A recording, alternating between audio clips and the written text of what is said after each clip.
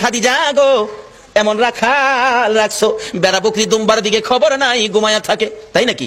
মা খাদিজা একদিন রওনা হলেন, দেখি কি করে ঘুমাই, যাইয়া দেখে বেড়া বকরি দুম্বা ছেড়ে দিয়ে আমার আপনার নবী ঘুমিয়েছে। বড় বড় অজগর সাপ এসে নবীজির মাথার উপর ফনা ধরে ছায়া দিতেছে। খাদিজা বললেন, না না, এই রাখালের বকরি জংলার বাগে নিবে। নবীও কঠিন মরুর দেশে আইলা রাখালি আর বেশে মেসরাইতেন বনে জঙ্গলায়। আরে রাখালের বেশে মা খাদিজার দেশে বকরি যে চরাইতেন জঙ্গলায়। আয়োগ নবীজি আমি কোন সাধনে পাইব তোমায়। রাখালিয়ার বেশে মা খাদিজার দেশে বকরি চরা বন জঙ্গলা। আই গো নবীজি কোন সাধনে পাইব তোমায়। ও নবী রাখালিয়ার বেশে মা খাদিজার দেশে গো বকরি চড়াই তেনে জঙ্গলায় গো নবীজি কোন সাধনে পাইব তোমায়। নবী রাখালিয়ার বেশে বিবি খাদিজা দেশে বকরি চরাইতেন জঙ্গলা। নবী রাখালি আর বেশে কঠিন মরুর দেশে আর মেসরাইতেন বনে জঙ্গলায়। আয়োগ নবীজি কোন সাধনে পাইল আব্দুল্লাহ। নবী তা গুরু সালিন না পোয়া, হ্যাঁ? এই কথা কি নবীর ক্ষেত্রে বলা যাবে? এত সেলিব্রিটি হয়ে গেছেন, এত মোটিভেশনাল হয়ে গেছেন।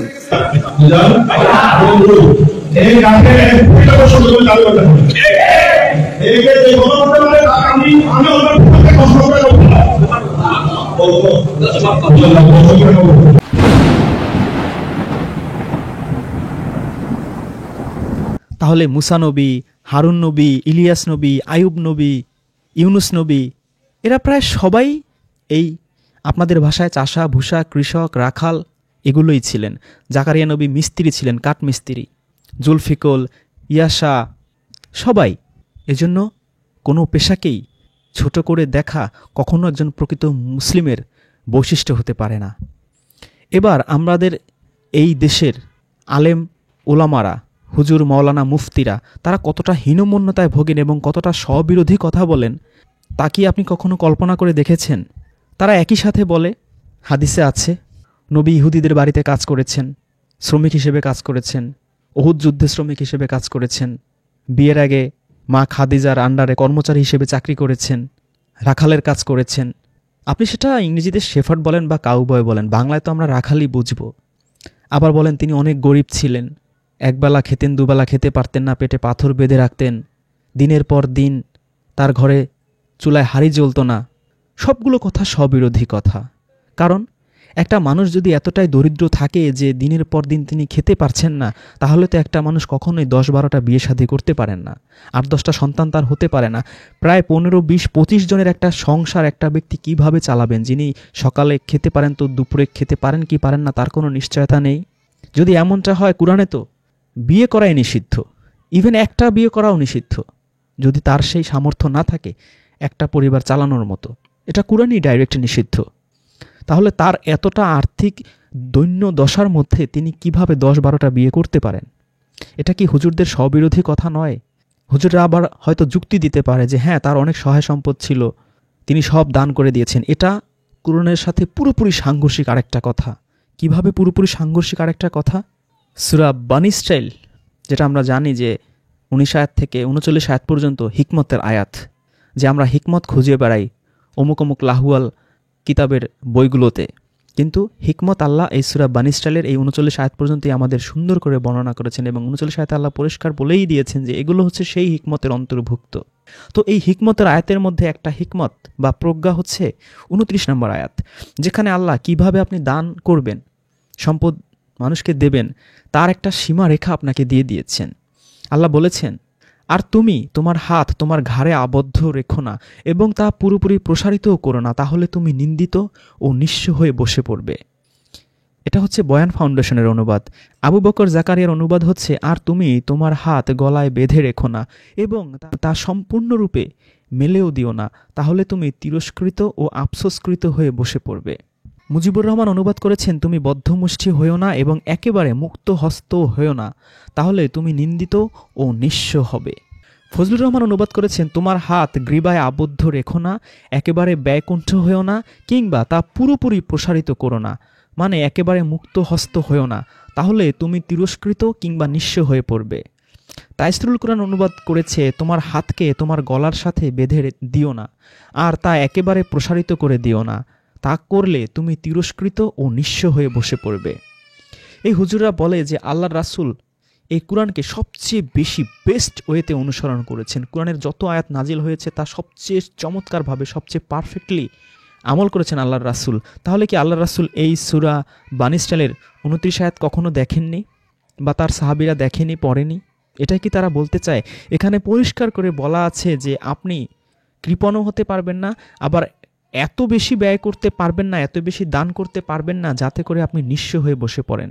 আল্লাহ বলেই দিয়েছেন, যাতে করে না, একেবারে বলেই দিয়েছে, যদি তুমি পুরোপুরি হাত প্রসারিত করে দাও, একেবারে মুক্ত হস্তে সবকিছু দান করে দাও, তাহলে তুমি নিঃস্ব হয়ে যাবে, একেবারে অভাবগ্রস্ত হয়ে যাবে, ধন সম্পদ উজাড় করে দিও না।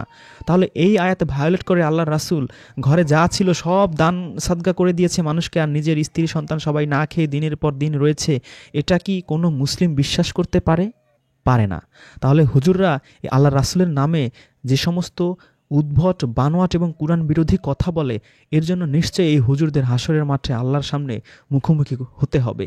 কারণ আল্লাহর রাসূলেরই একটা বিখ্যাত হাদিস আছে যে আল্লাহর রাসূল বলেছেন, যদি আমার নামে তোমরা এমন কোনো কথা বলো, এমন কোনো হাদিস বলো যা আমি বলি নাই, তাহলে তোমার ঠিকানা জাহান্নাম, তুমি নিশ্চিতভাবে জেনে নাও। তাহলে একটা হুজুর যদি সারা জীবনে 500 হাদিস প্রচার করে বেড়ায়, তার মধ্যে যদি একটা হাদিসও থেকে থাকে যেটা আল্লাহ রাসূল বলে নাই, তিনি তো আর সেই হুজুর তার নিজের কানে গিয়ে শোনেন নাই। হয়তো বুখারী এসে বলেছে, হ্যাঁ এটা সংগ্রহ করেছি, এটা সহি, বা আলবানি বলেছেন, বা ইসাক সাহেব বলেছেন, বা তাইমিয়া বলেছেন সহি, কিন্তু তাইমিয়া বা ইসাক বা আলবানি এরা তো আর গ্যারান্টার না। বাই চান্স হয়ে গেল একটা হাদিস যেটা আল্লাহ রাসূল বলে নাই, তাহলে সারা জীবন আমল করে ইবাদত করে তার নিশ্চিত ঠিকানা কোথায় হবে? জাহান্নাম হবে, এটা অবধারিত। তাহলে এই সূরা বানী ইসরাঈলের 29 আয়াতের মাধ্যমে আমরা এটা শতভাগ সুনিশ্চিত যে আল্লাহর রাসূল কখনোই এমনভাবে দান করেননি যাতে করে তার দিনের পর দিন না খেয়ে থাকতে হয়।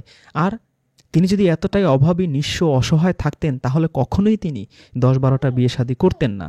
এটা কোরআনের পুরোপুরি ভায়োলেট। যদি বিয়ের সামর্থ্য না হয়, আর্থিকভাবে সচ্ছল না হয়, তাহলে রোজা রাখার হাদিস পর্যন্ত আছে যে তোমার সামর্থ্য নাই, তুমি প্রয়োজনে রোজা রাখো। সেখানে তিনি সামর্থ্য না থাকা সত্ত্বেও 8, 10, 15টা বিয়ে করবেন, 4, 5, 6, 7টা 8টা সন্তান হবে। এটা একমাত্র কাফের, মুনাফিক ছাড়া আর কেউ বিশ্বাস করতে পারে না। কিন্তু হুজুররা আপনাকে এই ধরনের কুরআন বিরোধী কথা বলবে, বরঞ্চ এই ধরনের কথার মাধ্যমে রাসূলের মর্যাদাকে ভুলণ্ঠিত করা হয়। এরা আপনাকে রাসূলের আয় রোজগারের এমন উদ্ভট থিওরি দিবে যে আপনি বরঞ্চ নাস্তিক হয়ে যেতে পারেন। কি বলে তারা? তারা বলে নবী মুহাম্মদ ছিলেন নিঃস্ব, যিনি ভেড়া আর উট চড়াতেন, তার নির্দিষ্ট কোনো পেশাও ছিল না। খাদিজা যখন তাকে চাকরি দেয় তিনি ছিলেন একজন পেশাদার রাখাল। সেই আমলে আরব দেশের একজন রাখালের আয় রোজগার হওয়ার কথা অতি সামান্য। আর হাদিসেও আমরা দেখেছি যে তিনি বলেছেন, আমি মাত্র কয়েকটা মুদ্রার বিনিময়ে আমি এই বকরি চড়াতাম, রাখালের কাজ করতাম। মা খাদিজা চাকরি দেওয়ার আগে তিনি এই অল্প কয়েকটা মুদ্রায় তিনি তার কোনো রকম জীবন চলতো। তাহলে তিনি কিভাবে এই যৌথ মূলধনী কারবার বা মুদারা বা বিজনেস করতে পারেন? একটা বিজনেস করতে গেলে তো দুজনের যদি শরিক হয়, পার্টনারশিপ বিজনেস হয়, পুঁজি তো সম হতে হবে, যে তুমি 1 লাখ দিবে আর আমি 1 লাখ দেব। একজন রাখাল যিনি, এই হুজুরাই বলেন যে এই খাদিজার আন্ডারে চাকরি করার আগে তিনি এই রাখালের কাজই করেছেন। তাহলে রাখালের কাজ করে তার কয় টাকাই বা সম্পদ জমা হতে পারে? তিনি কিভাবে পার্টনারশিপ বিজনেস করতে পারেন? এটা কখনোই সম্ভব না। হুজুররা বলে খাদিজার মাধ্যমে এরকম ধন সম্পদ হওয়ার পরেই তিনি এরকম 10-12টা বিয়ে শাদী করতে পেরেছেন সেই সম্পদের মাধ্যমে। সব স্ববিরোধী কথা। আবার তার হেরেমখানায় বিভিন্ন উপপত্নী ছিল, বিভিন্ন যুদ্ধের দাসীরা ছিল, তাদেরকে তিনি তাদের রাখতেন। তাহলে তাদেরকে তো খাওয়া পড়া তার দিতে হতো। এত টাকা তিনি কোথায় পেতেন? হুজুররা কি বলতে চায় এই হুজুরদের মতো? এখন কি হুজুররা তাই মনে করে যে এরা এক একটা মাহফিল করলে 2, 4, 5 লাখ 10 লাখ টাকা পায়, হেলিকপ্টারে করে যায়, ইমামতি করলে মক্কায় ইমামতি যেমন করা হয় 1 লাখ 2 লাখ 5 লাখ 10 লাখ টাকা বেতন, তো হুজুর আল্লাহর রাসূল যেহেতু মক্কা মদিনার মসজিদের ইমাম ছিলেন, তিনি হয়তো মাসে এরকম লাখ লাখ টাকা বেতন পেতেন, ওয়াজ নসিহত করে এরকম হেলিকপ্টারে করে মদিনায় বা মক্কায় গিয়ে এরকম লাখ লাখ টাকা হাদিয়া পেতেন। এইভাবে কি তিনি আয় রোজগার করতেন, করে তিনি এই সংসার চালাতেন বা এতগুলো বিয়ে শাদী করেছেন 10-15টা? এটা কি মেক সেন্স করে? কখনোই করে না। তাহলে হুজুরদের এই সমস্ত জিনিস যেহেতু কোরআনে নাই, সুতরাং এর মধ্যে যে কত মিথ্যা, ভুয়া, বানোয়াট জিনিস ঢুকিয়েছে বা ইহুদিরা বা খ্রিস্টানরা বা পৌত্তলিকরা বা ইসলাম বিদ্বেষীরা ঢুকিয়েছে, তার গ্যারান্টি ওয়ারেন্টি কে দেবে? কারণ এগুলো যদি আপনি বিশ্বাস করতে চান, আপনি কোনো মিল খুঁজে পাবেন, একটার সাথে দেখবেন আরেকটা সাংঘর্ষিক। এবং এই কারণে কিন্তু নাস্তিকরা সুবিধা নেয়, ইসলাম বিদ্বেষীরা সুবিধা নেয়, এবং তারা এটাই বলে যে তিনি এই তলোয়ারের মাধ্যমে যুদ্ধ করেই কাফেরদের বিরুদ্ধে, ইহুদিদের বিরুদ্ধে, খ্রিস্টানদের বিরুদ্ধে যুদ্ধ করে সেই যুদ্ধের গনিমতের মাল দিয়েই তিনি এত কোটিপতি হয়েছেন, লাখ লাখ টাকার মালিক হয়েছেন, এতগুলো বিয়ে শাদী করতে পেরেছেন। এবং তার পক্ষে তারা হাদিস দেয়, এই হাদিসগুলোও এই হুজুরদেরই বানানো, বা হুজুররাই এগুলো ওয়াজের মাঠে বলে বেড়ায়। ইবনে উমরের হাদিস, মুসনাদে আহমদে আছে এই হাদিসটা। রাসূল সাল্লাল্লাহু আলাইহি ওয়াসাল্লাম বলেছেন, আমি তরবারি সহ প্রেরিত হয়েছি যাতে শরিকবিহীনভাবে আল্লাহর ইবাদত করা হয়। আমার জীবিকা রাখা হয়েছে আমার বর্ষার ছায়াতলে। তাহলে এই যে হাদিস রাসূলের নামে বানানো হলো যে রাসূলের জীবিকা রাখা হয়েছে বর্ষার ছায়াতলে, এই বর্ষা দিয়ে কি তিনি অর্থ উপার্জন করতেন? বুখারী শরীফের তাওহীদ অধ্যায়ের 56/22 নম্বর আরেকটা হাদিস আছে যে জান্নাত হলো তলোয়ারের ঝলকানের তলে। 818 নম্বর হাদিসে আছে আল্লাহ রাসূল সাল্লাল্লাহু আলাইহি ওয়াসাল্লাম বলেছেন, তোমরা জেনে রাখো তরবারির ছায়ার তলেই জান্নাত।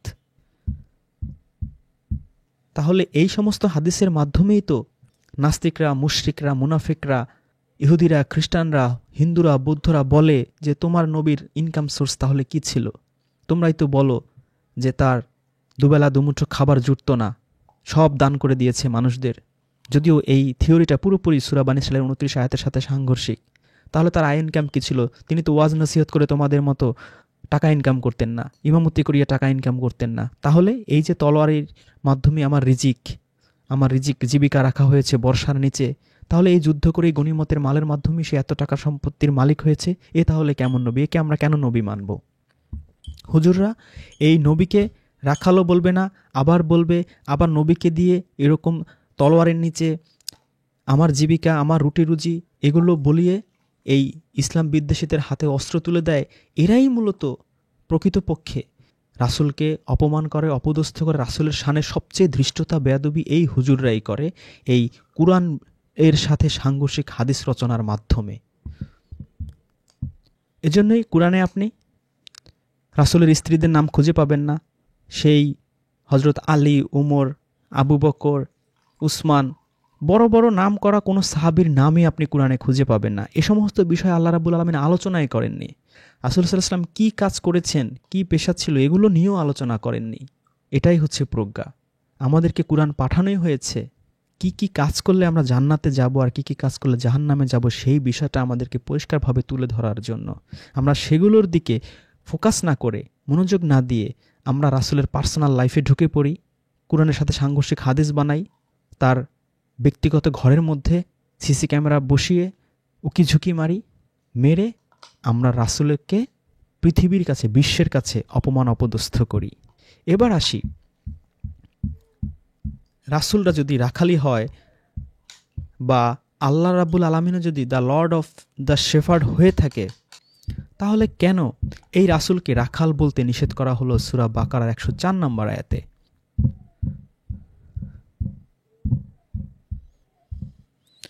আয়াতটাতে বলা হচ্ছে, হে মুমিনগণ, তোমরা রাইনা বলো না, বরং বলো উনজুর না।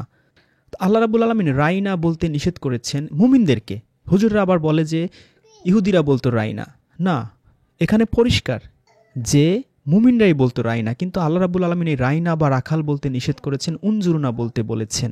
এর কারণ কি? এর কারণ খুবই সহজ। আল্লাহ রাব্বুল আলামিন যেমন রাখালের মতো পৃথিবীর সমস্ত মানুষদের আগলে রাখতে চান, পথভ্রষ্ট গরু ছাগল ভেড়া যেমন থাকে, যেমন সূরা ফুরকানের 44 আয়াতে বলা হচ্ছে যে তুমি কি মনে করো অধিকাংশ মানুষই শোনে ও বোঝে? মূলত তারা শোনে না, বোঝে না, বরং তারা পশুর মতো, বরং তার চেয়েও নিকৃষ্ট, তার চেয়েও অধম। তারা উদ্ভ্রান্ত, তারা পথভ্রষ্ট। আমরা পৃথিবীর অধিকাংশ মানুষই শুনিও না, বুঝিও না। এই কোরআন দিয়ে যতই আমাদের উপদেশ দেয়া হোক, সূরা কাফের 45 আয়াত অনুযায়ী যেভাবে আল্লাহ তার রাসূলকে বলেছেন যে তুমি মানুষকে এই কোরআনের সাহায্যে উপদেশ দাও, যতই উপদেশ দেয়া হোক না কেন আমরা শুনতে চাই না, বুঝতে চাই না। কিন্তু রাসূলদের কাজে ছিল উপদেশ দেয়া। এই উপদেশ অনুসারে আমাদের হেদায়েতের পথে চালানো হয়। আল্লাহ রাব্বুল আলামিন আমাদের এই হেদায়েতের পথে চালান, কখনোই ঘাড় ধরে নয়।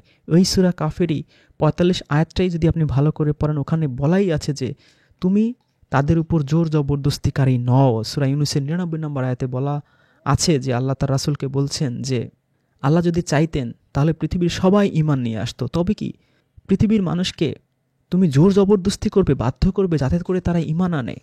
জোর জবরদস্তি করে কখনো ঈমান আনার ব্যাপারে কুরআন নির্দেশনা দেয় না, বরঞ্চ বলে লা ইকরাহা ফিদ্দিন, দ্বীনের ক্ষেত্রে কোনো জোর জবরদস্তি নেই। রাসূলদেরও পাঠানো হয়, নবীদেরও পাঠানো হয় মানুষকে সঠিক পথে আনার জন্য, আগলে রাখার জন্য। এখন প্রত্যেক নবী রাসূলরাই এইভাবে যারা এই হিদায়াতের পথে এসেছে তাদেরকে আগলে রাখতো, সেই রাখালের মতো করে বুকে আগলে রাখতো।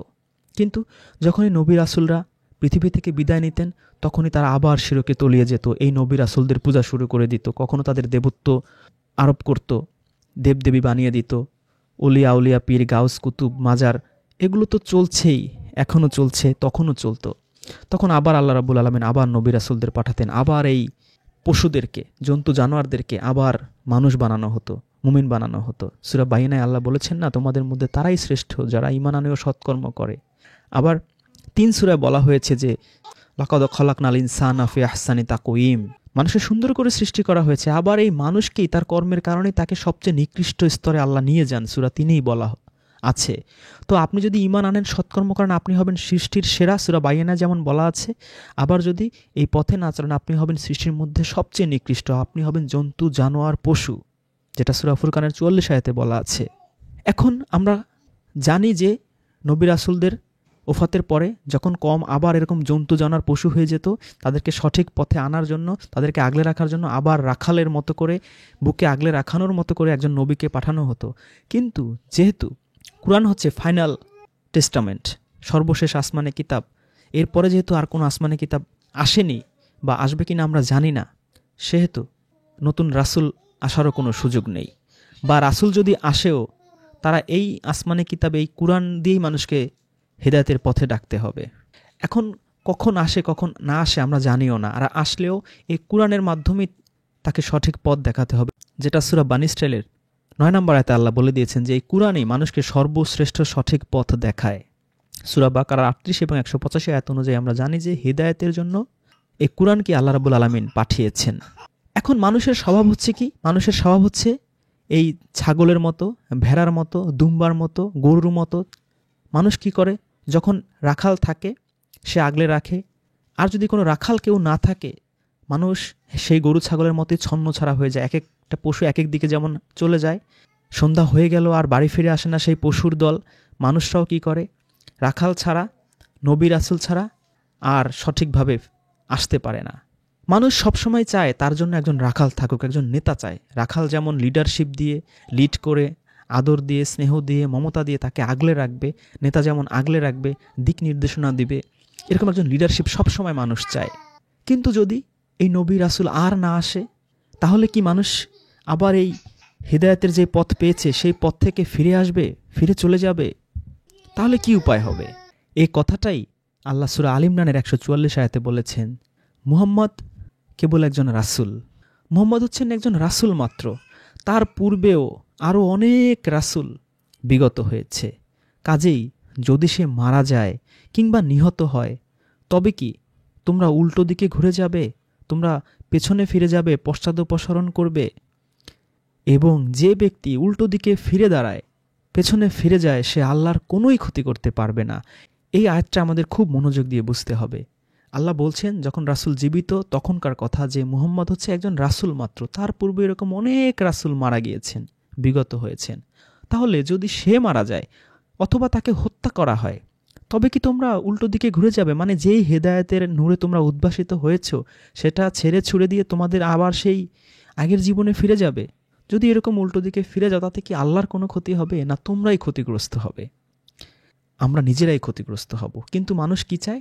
সবসময় একজন নবী চায়, একজন রাসূল চায়, একজন রাখাল চায় যে তাদের আগলে রাখবে। এখন যদি রাসূলরা মারা যায়, নবীরা মারা যায় বা তাদের হত্যা করা হয়, তাহলে নবী রাসূল ছাড়া মানুষ কি করে চলবে? নবী রাসূল ছাড়া মানুষ যেন চলতে পারে, সেজন্যই আল্লাহ এই কিতাবের গ্যারান্টি দিয়েছেন। এই কুরআন হেফাজতের দায়িত্ব আল্লাহ নিয়েছেন যে এর মধ্যে কোনো মিথ্যা এর মধ্যে প্রবেশ করতে পারবে না, তার গ্যারান্টি আল্লাহ কুরআনে দিয়েছেন, হেফাজতের গ্যারান্টি আল্লাহ দিয়েছেন।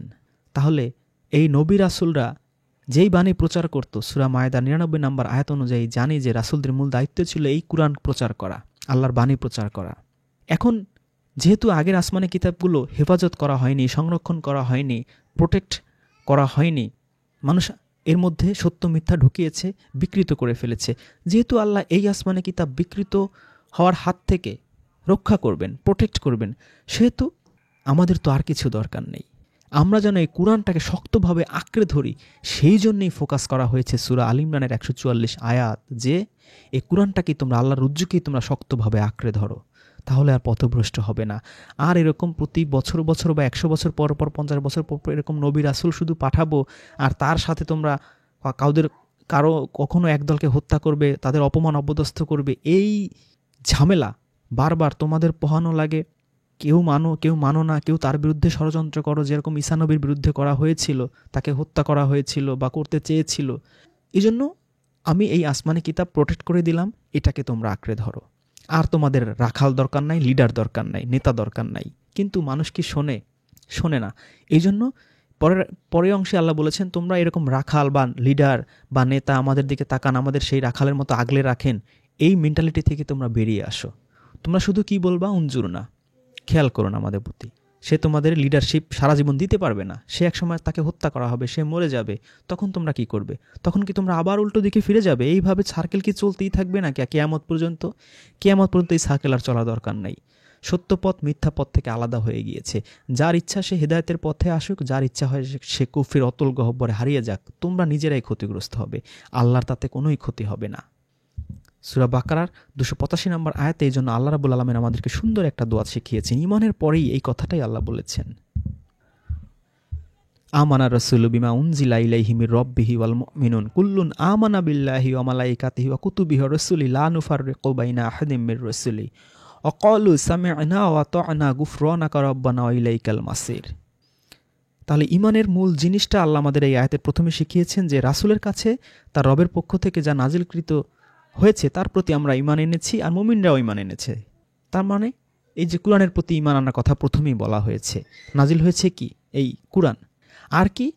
প্রত্যেকে ঈমান এনেছে, মানে মুমিনরাও এবং এই রাসূলও আল্লাহর উপরে। 2 ফেরেশতা, 3 কিতাব, 4 রাসূলগণ। এরপরে কি বলছে? সবচেয়ে শক্তিশালী বিষয়, যেটা কালেমা শাহাদাত ভিডিওতে আলোচনা করেছি, আমরা তার কোনো রাসূলদের মধ্যে কোনো পার্থক্য করি না। ঈসা নবী বড় নবী, ইব্রাহিম নবী বড় নবী, মুহাম্মদ নবী ছোট নবী, বা অমুক নবী মাঝারি নবী, এরকম কোনো পার্থক্য করা যাবে না। অমুক নবী সর্বশ্রেষ্ঠ, অমুক নবী সবচেয়ে লম্বা, অমুক নবী সবচেয়ে মোটা, এরকম কোনো পার্থক্য আপনি করতেই পারবেন না। এটা হচ্ছে ঈমানের স্বীকৃতির one of the vital line, যে লা নুফাররিকু বাইনা আহাদিম মির রাসূলি, আমরা কোনো রাসূলদের মধ্যে পার্থক্য করি না। আর কি করতে হবে আপনাকে? আপনি বলবেন ওয়াকালু সামি'না ওয়া আতা'না, আমরা শুনলাম আর মেনে নিলাম। এই কুরআনে এই কিতাবে যা আছে আপনি শুনবেন আর মেনে নেবেন। এই কথাটাই এই 104 নম্বর আয়াতে বলা হয়েছে যে উনজুরনা, আমাদের প্রতি খেয়াল করবেন, আর আপনি যা বলবেন আমরা শুনবো আর মেনে নেব। শুনলে শুনবেন, শুনবা তোমরা, না শুনলে না শুনবা, এতে আল্লাহর কোনো ক্ষতিই হবে না। তবে এই রাখাল, এই লিডার, এই নেতা, এই নবী রাসূল, এই বারবার পাঠানো, এটা ভবিষ্যতে হতেও পারে, নাও হতে পারে। তবে তোমরা এই কুরআনকে আঁকড়ে ধরো। সূরা বানী ইসরাঈলের 9 নম্বর আয়াত অনুযায়ী এটাই হচ্ছে হেদায়েতের সর্বশ্রেষ্ঠ পথ। এজন্য এই লিডারশিপ থেকে, এই রাখালশিপ থেকে এই মুসলিমদের কিয়ামত পর্যন্ত মুক্তি দেয়া হলো এই সূরা বাকারার 104 নম্বর আয়াত অনুযায়ী। কিন্তু দুর্ভাগ্যজনক, রাসূলের মৃত্যুর পরেই আমরা আবার সেই রাখাল খুঁজে বেড়াচ্ছি যে আমাদের আগলে রাখবে। আমরা সেই নেতা খুঁজে বেড়াচ্ছি। একদল নেতা বানালো আবু বকরকে, একদল উমরকে, একদল সেই মুহাজিরদের মধ্য থেকে একজনকে, পরে আবু বকর হলো, ওমর হলো, তারপর আবার ক্যাচাল শুরু, আবার উসমান হলো, উসমানের মৃত্যুর পরে আবার একদল রাখাল বানালো, নেতা বানালো মুয়াবিয়াকে, একদল আলীকে, আবার একদল জুবায়ের, তালহা, আবার যুদ্ধ হলো, উষ্ঠির যুদ্ধ। মা আয়েশার সাথে, হজরত আলীর সাথে আবার যুদ্ধ হলো। একদল তাদের নেতা বানাবে খারেজিদেরকে, আরেক দল হজরত আলীকে। এরপর হলো সিফিনের যুদ্ধ। এরপর চলছে তো চলছেই। কখনো ইমাম হয় তারা নিজেরাই ইমাম খুঁজে বেড়ায়, হাসানকে, কখনো হোসেনকে, কখনো মুয়াবিয়াকে, কখনো ইয়াজিদকে। এখনও মুসলিমরা এই রাখাল ছাড়া, নেতা ছাড়া তাদের ভাল লাগে না। তাদের কোরআন যখনও যথেষ্ট মনে হয় না, অথচ কোরআনে আল্লাহ বলেই দিয়েছেন যে এই কোরআন কি তোমাদের জন্য যথেষ্ট নয়? আমি তোমাদের জন্য নাজিল করেছি এই পরিপূর্ণ কিতাব, সবিস্তারে ব্যাখ্যাকৃত। তারপর আমরা এই রাখাল খুঁজে বেড়াই, কখনো ইমাম, কখনো পীর, কখনো অলি, কখনো আউলিয়া, কখনো মুরব্বি। আমাদের সবসময় একজন না একজন লাগে। অলি, আউলিয়া, পীর, গাউস, কুতুব, মুরব্বি, রাখাল, এগুলো ছাড়া আমরা এখনও চলতে পারি না। অথচ এই রাখাল কনসেপ্ট, এই অলি, আউলিয়া, পীর, মুরব্বি কনসেপ্টে আল্লাহ তুলে দিয়েছেন যে এগুলোর আর দরকার নেই। এই রাখাল এর মধ্যে এসো না, তোমরা এই আউলিয়া, অলি, আউলিয়া কাকে বানাও? সূরা আরাফের 3 নম্বর আয়াতে আল্লাহ বলে দিয়েছেন, তোমাদের প্রতি তোমাদের রবের পক্ষ থেকে যা নাজিল করা হয়েছে তার অনুসরণ করো, এবং তাকে ছাড়া অন্য কোনো আউলিয়াকে, আরবিটা পড়ে দেখবেন, একেবারে স্পষ্ট করে বলা আছে তাকে ছাড়া অন্য কোনো আউলিয়াকে অনুসরণ করো না। তাহলে যা নাজিল করা হয়েছে এই কুরআনকে অনুসরণ করার কথা বলা হয়েছে সূরা আরাফের 3 নম্বর আয়াতে। তোমরা এই কুরআনকে অনুসরণ করো, আর আল্লাহকে ছাড়া অন্য কাউকে তোমাদের এই অলি আউলিয়া বানিও না, তাকে অনুসরণ করো না। কিন্তু আল্লাহর এই উপদেশকে আমরা গ্রহণ করি না। এজন্যই আয়াতের শেষে আল্লাহ বলে দিয়েছেন তোমরা সামান্য উপদেশ গ্রহণ করো। তো মহান আল্লাহ রাব্বুল আলামিন আমাদেরকে যেন এই মানসিকতা দেয় যে এই যে আমাদের প্রতি নাজিল করা হয়েছে এই কুরআন, এটাকেই অনুসরণ করি, এবং আমাদের অলি, আউলিয়া, পীর, নেতা, লিডার, এটা যেন আমরা একমাত্র আল্লাহকেই মানি এবং তাকেই অনুসরণ করি। এখন আপনি বলতে পারেন, তাহলে কি নেতা, লিডার এগুলো দরকার নেই? মুসলিমরা ছন্নছাড়া হয়ে থাকবে? না, অবশ্যই দরকার আছে। নেতা হওয়ার জন্য আমাদের আল্লাহ দোয়াও শিখিয়েছেন সূরা ফুরকানের 74 আয়াতে, রব্বানা হাবলানা মিন আজওয়াজিনা ওয়া যুররিয়াতিনা কুররাতা আয়ুন ওয়াজআলনা লিল মুত্তাকিনা ইমামা। হে আল্লাহ, তুমি আমাদের মুত্তাকিদের ইমাম বানিয়ে দাও। আল্লাহ যদি আমাকে বানায় সেটা ভিন্ন কথা, কিন্তু কোনো ইমাম ছাড়া, ওলিয়া উলিয়া, পীর, গাউস, কুতুব ছাড়া আমি চলতেই পারবো না, আমি জান্নাতে যেতেই পারবো না। এই কনসেপ্ট থেকে আমাদের বেরিয়ে আসতে হবে। যদি বেরিয়ে না আসি, সূরা আরাফের 3 নম্বর আয়াত আমাদের দিন রাত 24 ঘন্টা পড়া উচিত। মহান আল্লাহ রাব্বুল আলামিন আমাদের সবাইকে আল্লাহর রজ্জুকে শক্তভাবে আঁকড়ে ধরার তৌফিক দান করুক। আলহামদুলিল্লাহি রাব্বিল আলামিন।